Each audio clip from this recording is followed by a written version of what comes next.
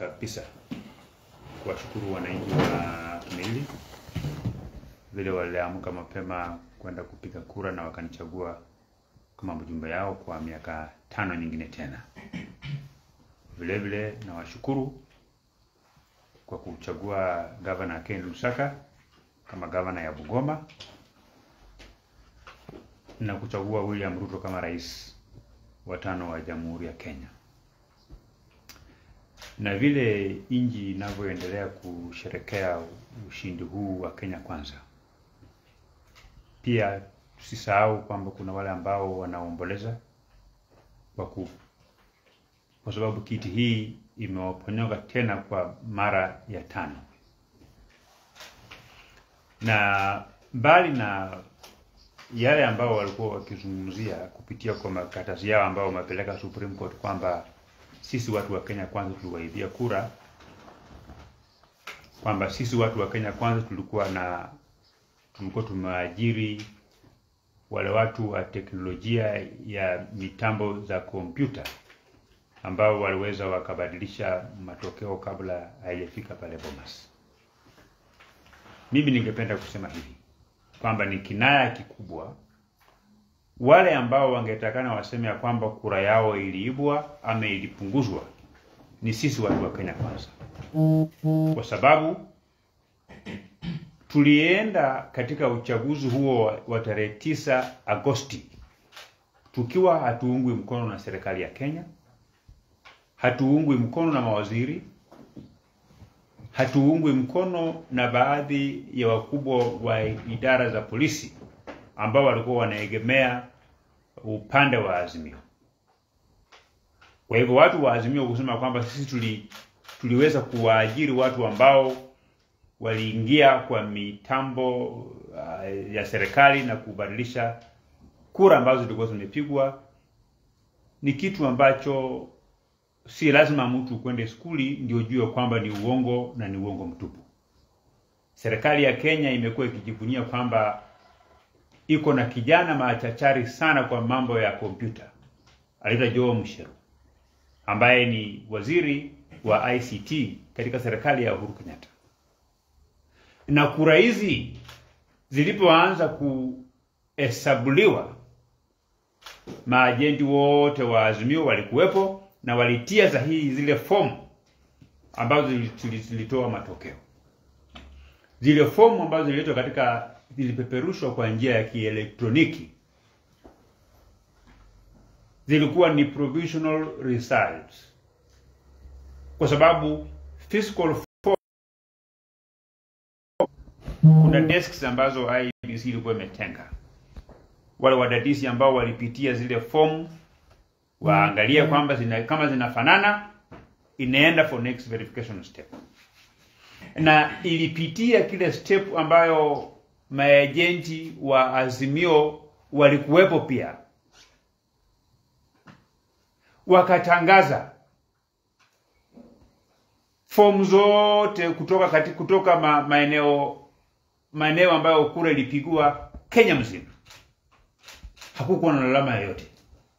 Wakatoka hapo wakaweka kwanza mpaka eneo bunge 100 katika wakahesabu wakaverify kutoka eneo bunge ya kwanza mpaka tukaambiwa ilikuwa imebakia tu maeneo bunge 27 peke yake. Hawakuwa na shida yoyote na zile fomu na yale matokeo. Hakuna yote aliyosema ya kwamba katika pekuzi zetu tumegundua kwamba fomu fulani ya kutoka wakilishi bunge fulani ilikuwa na dosari, matokeo yalikuwa yamebadilishwa. Hakukuwa na ripoti yoyote ambayo ilikuwa ya hivyo. Lakini ilipobaki kwamba imebaki maeneo bunge 27 ambayo tayari pia yalikuwa yamekuwa verified, ile ambayo ilikuwa haijafanywa ni kwamba commissioner wa IEBC alikuwa hajaja kutangaza rasmi.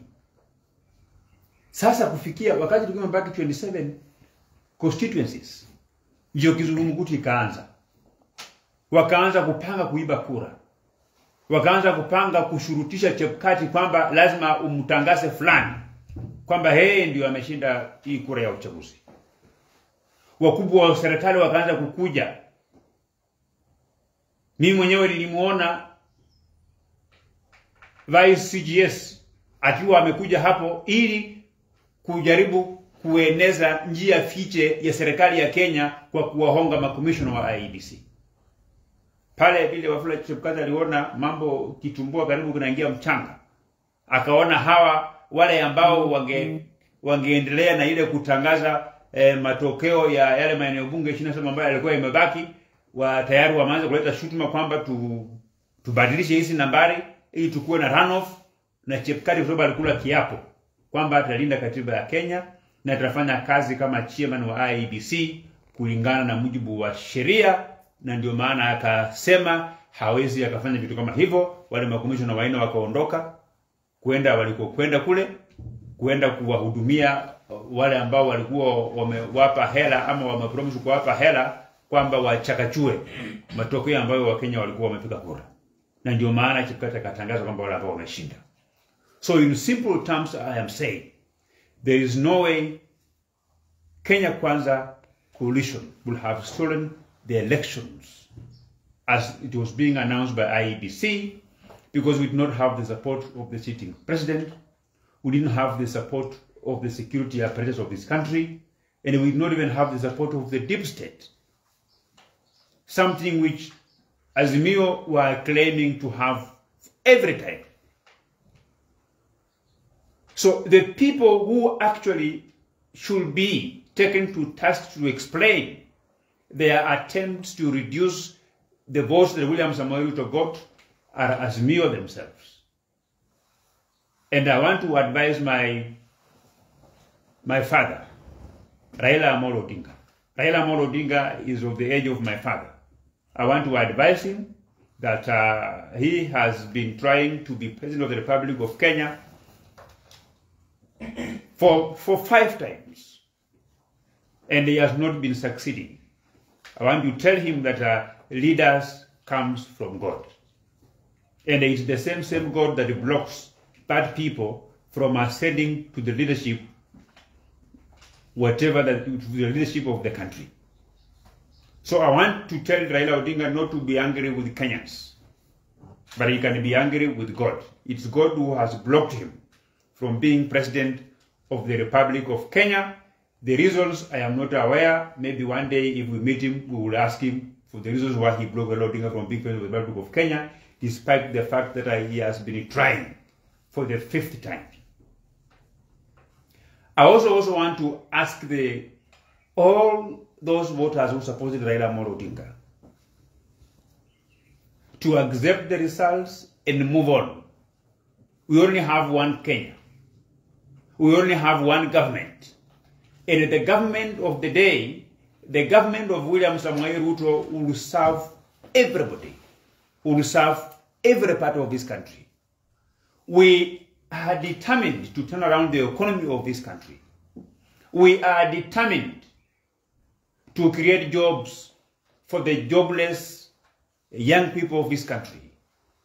We are going to do so because we are not going to fund projects that are not labor intensive, but we will concentrate in funding projects that are labor intensive, projects that will create employment for the young people of this country.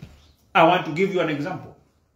The amount of money that Uhuru Kenyatta's government put in SGR, the amount of money that Uhuru Kenyatta put in construction of the express way from the airport to Westlands, by not undermining the benefits of these projects, but if this amount of money was put in projects that are labor intensive, in the manufacturing, in the cottage industries, this country will have created employment for thousands, for millions of young people of this country. And we are going to focus in those type of projects. Every region in this country is known to be productive in 1 or 2 sectors. For example, Nyanza is known for fishing. Kisii is known for planting tea. Trans Nzoia is the food basket for this country. Bungoma has rich agricultural land, and we have cane farming. Central, they are good in entrepreneurs. Coastal region is good in tourism.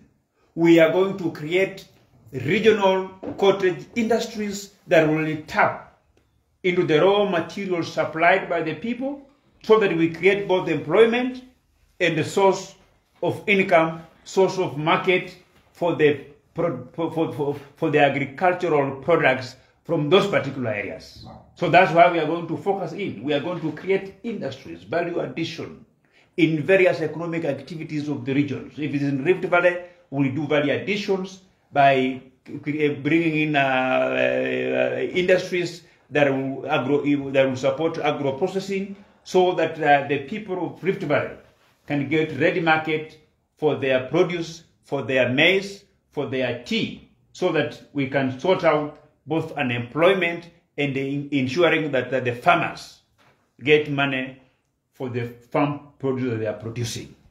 That is what we are going to do as a Kenya Kwanza government, and by so doing, we are not going to exclude any part of this country. You saw when the results were being streamed in live, that some of the TVs were showing some counties were yellow, others were blue. It doesn't matter whether a county was yellow or blue, we are going to put all of them on the table. We have also had some propaganda being spread around that the Kenya Kwanza government will target civil servants who are tormenting us during the handshake government. We have no time to revenge. Just the same way our president has said, and I want to reiterate that we have no time to revenge. There is so much on the table. We need to lower the cost of living in this country. We need to lower the cost of basic products that support life in this country.